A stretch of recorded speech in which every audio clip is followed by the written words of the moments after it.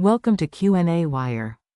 In this problem, we have been given that a projectile is fired horizontally with an initial speed of 7.95 meter per second from a height of 6.83 meters. And we have to figure out the distance that this projectile has traveled, or basically how far this projectile will be with respect to the ground after 0.395 seconds. So here we observe that the motion is two-dimensional motion. So we consider the motion along the horizontal direction and the motion along the vertical direction separately.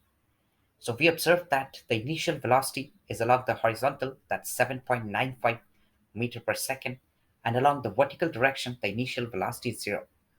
And the time is 0.395 seconds that we will consider along both direction of motion because that will be same. So the displacement along the horizontal direction can just be computed by multiplying the time and the initial velocity because the acceleration along the horizontal direction is 0. So when we multiply the initial speed, that's 7.95, with the time, that's 0.395, we're going to get the displacement along the horizontal direction as 3.14 meters approximately. And similarly, we apply the equations of motion once again along the vertical direction, that's s is equal to ut plus half at squared. So here we take the value of acceleration as minus 9.8 because that's the acceleration due to gravity acting along the vertically downward direction. So that will come out to be minus 4.9 into t squared, that's 0.395 whole square of that. So when we multiply the square of 0.395 with 4.9, we get minus 0.76 meters. So that's the displacement along y direction.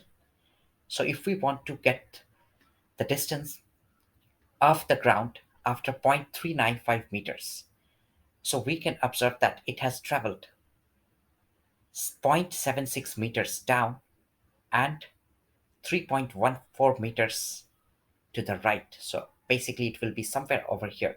So with respect to the ground, we can see that the distance will be computed by just taking this triangle, and its height can be figured out by subtracting 0.76 from 6.83, and that comes out to be 6.1 meters approximately.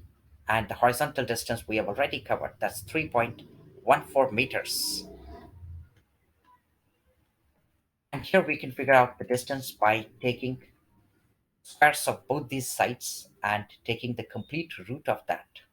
So here when we square the 6.1 and add to this square of 3.14 and we take the complete root of this, we're going to get the distance as 6.86 meters. So that's the distance of the ground.